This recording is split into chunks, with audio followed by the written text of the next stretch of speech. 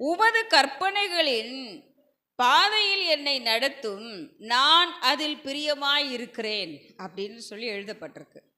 அவருடைய கற்பனைகளில் பிரியமாயிருந்து நடந்தால் நமக்கு என்ன கிடைக்கும்? இயேசுபாவோட கற்பனைகள் எல்லாமே நமக்கு தெரியும். எப்படி ஒரு நீதிமான் போய் ஆண்டவர் இடத்துல போய் நின்று ஒரு பெரிய பணக்காரன் இல்லையா, அவர் போய் கேட்குறாரு, ஆண்டவரே நித்திய ராஜ்யத்தை சுதந்திரத்தில் கொள்வது எப்படின்னு. ஆண்டவர் சொன்னார், கற்பனைகளே கைக்கொள் அப்படின்னு சொல்கிறார். அப்போ நமக்கும் அந்த கற்பனைகள்லாம் தெரியும். புதிய ஏற்பாட்டின் காலத்தில் இருக்கிற கற்பனைகளும் நமக்கு தெரியும். என்ன தெரியும்? 2 கற்பனைகள், பிரதானமான கற்பனைகள் ஆண்டவர் சொல்லி போனது. உன் தேவனாகிய கர்த்தரிடத்தில் முழு இருதயத்தோடும் முழு பலத்தோடும் முழு ஆத்மாவோடும் முழு மனதோடும் அன்பு கூறுவாயாக. அதே நிகரான கற்பனையாக இன்னொன்று என்ன சொன்னார் அவர்? உன்னிடத்தில் அன்பு கூறுவது போல பிறனிடத்திலும் அன்பு கூறுவாயாக. இதுவே பிரதானமான 2 கற்பனைகள்னு ஆண்டவர் சொன்னார். நல்ல நமக்கு தெரியும் இந்த கற்பனைகள் எல்லாமே உள்ளடங்கி இருக்கிற கற்பனைகள். 10 கற்பனைகள்னு ஆண்டவர் சொன்ன கற்பனைகளும் இதற்குள்ள உள்ளடங்கி இருக்கிறது. மேற்கொண்டு ஆண்டவர் ஒரு 300க்கும் மேற்பட்ட கற்பனைகள், 600க்கும் மேற்பட்ட கற்பனைகள் அப்படின்னு சொல்லி கற்பனைகள் இன்னும் அதிகமாக இருக்குது அப்படின்னு சொல்லி பழைய ஏற்பாட்டின் காலத்தில் அந்த யாத்ராம பகுதியில் ஆண்டவர் பேசின வார்த்தைகள் எல்லாம் கட்டளைகளும் கற்பனைகளும் தான். அப்படி இருக்கக்கூடாது, இப்படி செய்யணும், இந்த பலி செலுத்தணும், இந்த தண்டனை உனக்கு, எல்லாமே கற்பனைகள் தான். அப்போ நமக்கு எல்லாமே கற்பனைகள் எல்லாமே நமக்கு தெரியும். ஆண்டவர் சொல்கிறாரு, கற்பனைகளின்படி உன்னை காத்து கொண்டா உனக்கு என்ன கிடைக்கும்? நித்திய வாழ்வு கிடைக்கும்னு ஆண்டவர் நமக்கு வாக்கு கொடுத்துருக்கிறார். ஏன்னா கிறிஸ்தவங்களாக இருக்கிற நமக்கு ஒரு உறுதி உண்டு, கற்பனைகளின்படி நடந்தால் நமக்கு நித்திய வாழ்வு உண்டு அப்படின்னு. நம்மளுடைய வாழ்க்கை பிரதானமாக நம்மளுடைய நோக்கப்படி நம்ம எதோ யோசித்திருக்கோம் அப்படின்னா நித்திய வாழ்வை யோசித்தே தான் நாம் வளர்ந்து கொண்டு இருக்கிறோம். கிறிஸ்தவத்திற்குள் வளர்ந்து கொண்டு இருக்கிறது அதற்காகவே. நித்திய ராஜ்யத்தை சுதந்திரித்துக் கொள்வதே நம்மளுடைய பிரதானமான காரியம். அப்போ கற்பனைகளை நம்ம கை கொள்ள வேண்டும். இன்று நாம் ஒரு கற்பனைகளை கை கொண்டு அதன்படி தன்னுடைய வாழ்க்கை அமைத்து கொண்ட ஒரு சாட்சி பழைய ஏற்பாட்டின் காலத்தில் இருந்த ஒரு ராஜாவை பற்றி நம்ம பார்க்கலாம். அதே நேரத்தில் நாம் வாரம் ஒரு இடத்தை பற்றியும் பார்த்துட்ருக்கோம். கில்கால்னு ஒரு இடத்தை பார்த்தோம் போன வாரம். காதேஸ் பர்னேயஹான்ற ஒரு இடத்தை பார்த்தோம். இன்று நமக்கு எல்லாருக்கும் ரொம்பவே நல்ல தெரிஞ்ச ஒரு இடம், சரிங்களா? அடிக்கடி நம்ம சொல்லியிருக்கோம், இந்த இடம் நமக்கு அதாவது பழக்கத்தில் இருக்கிற இடம்னு கூட நம்ம சொல்லலாம். அந்த இடத்தை பற்றியும் நம்ம இதில் பார்க்கலாம், சரிங்களா? அப்போ இந்த நாம் இன்றைக்கு எடுத்துக்காட்டாக எடுத்துக்கொண்ட கற்பனைகளின்படி தன்னை காத்து கொண்ட ஒரு ராஜாவை பற்றி பார்க்கிறோம்னு சொல்லியிருந்தோம் இல்லையா? அது யார் அப்படின்னா யோசபாத் அப்படின்ற ஒரு ராஜாவை பற்றி பார்க்குறோம். அந்த யோசபாத் அப்படின்ற ஒரு ராஜா யாருடைய மகன் அப்படின்னா ஆசா அப்படின்ற ஒரு ராஜாவோட மகன். அதாவது இஸ்ரவேலின் தேசத்தை 2ஆக பிரிக்கிறாருங்க. தாவீதின் குமாரனான நம்மளுடைய சாலமோனின் ஆட்சி காலத்துக்கு அப்புறமேட்டுக்க ரெகபயாம் எரோபயாம்னு 2 பேர் பிரித்து கொள்கிறார்கள். அப்போ 10 கோத்திரம் ஒரு பக்கமாகவும் 2 கோத்திரம் ஒரு பக்கமாகவும் யூதேயா நாடாக மாறுது. அந்த யூதேயா நாட்டை ஆட்சி செய்தவர் தான் இந்த யோசபாத் அப்படின்ற ஒரு ராஜா. அவர் என்ன செய்கிறார் அப்படின்னா தன்னுடைய வாழ்க்கையை கர்த்தருக்காக ஒப்பு கொடுத்து வாழ்கிறார். கர்த்தருடைய கற்பனைகளின்படி தன்னை அமைத்து கொண்டு வாழ்கிறார். அப்படி வாழ்கிற பட்சத்தில் அவருடைய காலத்தில் அவருக்கு முன்னாக இருந்த அந்த ராஜாக்கள் கட்டின அந்த பலிபீடங்கள் எல்லாம், அதாவது விக்கிரகங்களுக்காக கட்டின பலிபீடங்கள் எல்லாம் இடித்து தகர்த்து விட்டு இவர் என்ன செய்கிறார் அப்படின்னா ஆண்டவருடைய பலிபீடங்களை என்ன செய்கிறார்? செப்பனிடுறாரு. அங்கே பலி செலுத்துறதுக்கு அந்த மக்களுக்கு என்ன செய்கிறாரு? கற்றும் கொடுக்குறாரு. இஸ்ரவேலின் ஜனங்களை இப்போ என்ன செய்கிறாரு? சரியானபடி ஆட்சி செய்கிற ஒரு தாவீதை போல ஒரு ஆட்சி செய்கிற ஒரு நல்ல ஒரு ஆட்சியாளராக இந்த யோசபாத் நல்லபடியாகவே இருக்கிறார். இந்த யோசபாத்துடைய காலத்தில் என்ன நடக்குது அப்படின்னா ஒரு சின்ன திருப்பு முனை நடக்குது. என்ன அப்படின்னா இவர் என்ன செய்கிறாருன்னா ஆஹாப் அப்படின்ற ஒரு இஸ்ரவேலின் ராஜாவோட சம்பந்தம் கலந்து கொள்கிறார். தன்னுடைய மகனுக்கு அங்கேருந்து பெண் எடுக்கிறாரு. அதனால் சில விஷயங்கள் தவறாகவும் நடக்குது. அப்போ அந்த யோசபாத் தன்னுடைய அந்த சம்பந்தம் மூலமாக அவரோட இணைப்பு, அதாவது நட்பு உருவாகுது. அந்த நட்பின் நிமித்தமாக இவங்களுக்குள்ள என்ன நடக்குது அப்படின்னா, அவர் ஒரு போருக்கு போறப்ப, இஸ்ரவேலின் ராஜாவான ஆகாப் போருக்கு போறப்ப இவரை கூப்பிடுறாரு. யார? யோசபாத்த. அப்ப யோசபாத் ஒரு வார்த்தை சொல்றாரு, நான் தான் நீங்க, நீங்க தான் நான். என்னுடைய ஜனம் உம்முடைய ஜனம். நீங்க கூப்பிட்டீங்கன்னா நான் போருக்கு வராம இருப்பேனா? கண்டிப்பா வரேன். நம்ம எல்லாரும் போவோம். ஆனா என்ன ஒரு விஷயம் அப்படின்னா, எனக்கு ஒரு திருப்தி ஏற்படணும் இல்லையா? அதனால தீர்க்கதரிசிகளை கூப்பிட்டு நம்ம கேட்போம். நம்ம வந்து இந்த போருக்கு போனால் இந்த சீரியா தேசத்தோட தான் இவங்க போருக்கு போக போகிறாங்க, இந்த போரில் நம்ம வெற்றி பெறுவோமான்னு கேட்டுக்கொள்வோன்னு சொல்கிறாங்க. அதே போல் அன்று என்ன செய்கிறாங்க, அந்த போரில் வெற்றி பெறுவோமா இல்லையான்னு எத்தனை தீர்க்கதரிசியை கூப்பிட்டு கேட்குறாரு ஆகாப் அப்படின்னா, 400 தீர்க்கதரிசியை கூப்பிட்டு கேட்குறாரு. எல்லாருமே என்ன சொல்கிறாங்க அப்படின்னா, சரிதான், போருக்கு போனால் நீங்கள் வெற்றி பெற்றலாம், நிச்சயமாக நீங்கள் ஜெயிச்சிடலாம், ஆண்டவர் உங்க கூட தான் இருக்கிறாரு, எல்லாம் சொல்லிடுறாங்க.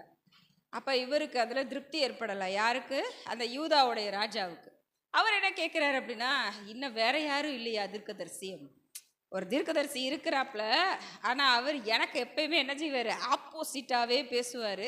பரவாயில்ல, நீங்கள் சொல்கிறீங்க, அதனால அவருக்கு ஆள் அனுப்பி வைக்கிறேன், அவர் வந்து என்ன சொல்கிறாருன்னு பார்ப்போம் அப்படின்னு சொல்லி அந்த தீர்க்கதரிசிக்கும் என்ன செய்கிறாரு, ஆள் அனுப்பி வைக்கிறாரு.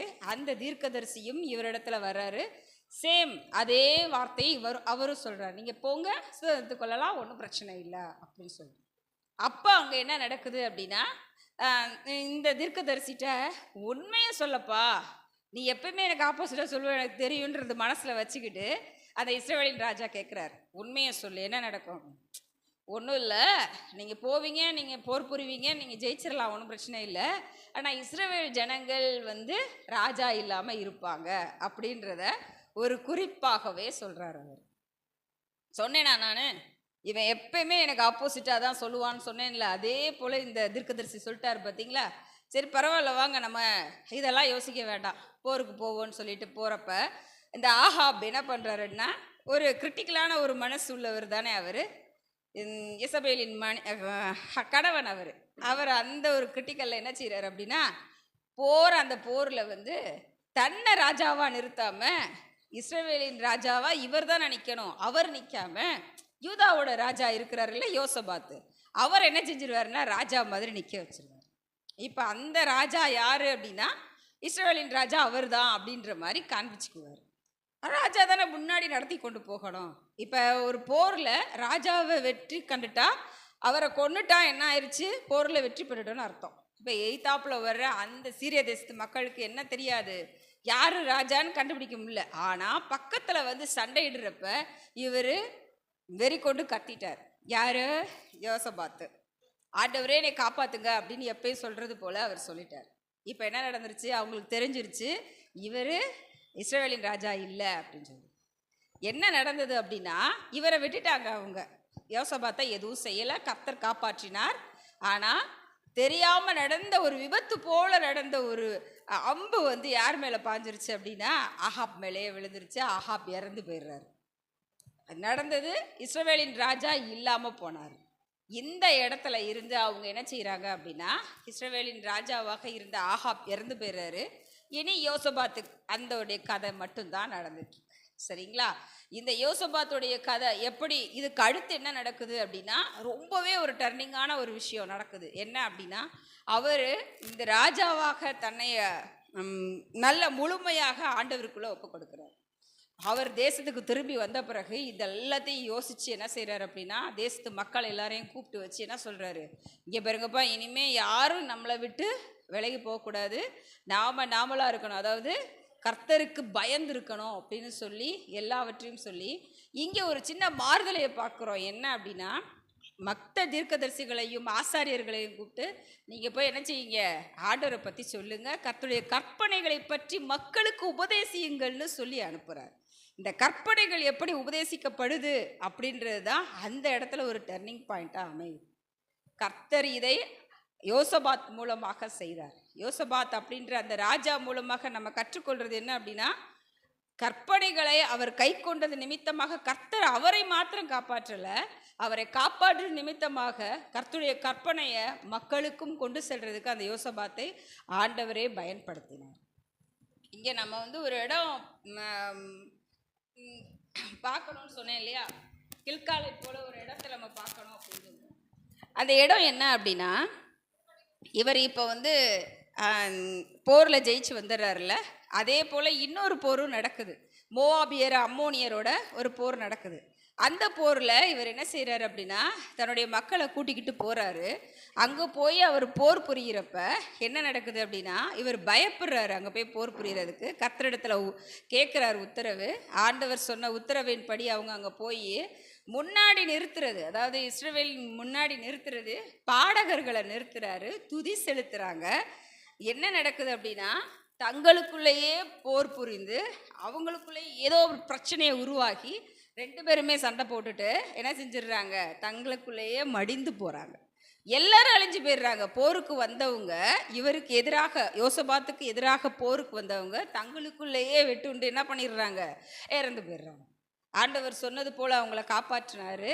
அந்த ஒரு நாள் 3 நாட்களுக்கு அவங்க என்ன செய்ய முடிஞ்சிச்சு அப்படின்னா, அவங்க மேலே இருந்த வஸ்திரங்கள், அவங்க போட்டிருந்த அந்த நகைகள், அவங்க கொண்டு வந்த அந்த சம்பத்துகள் எல்லாத்தையும் கலெக்ட் பண்ணுறதுக்கே 3 நாள் நடந்துச்சு.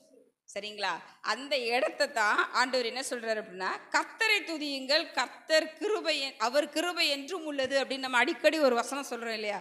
அந்த வசனம் அங்கே தான் பாட்டா பாடப்படுகுது. சரிங்களா?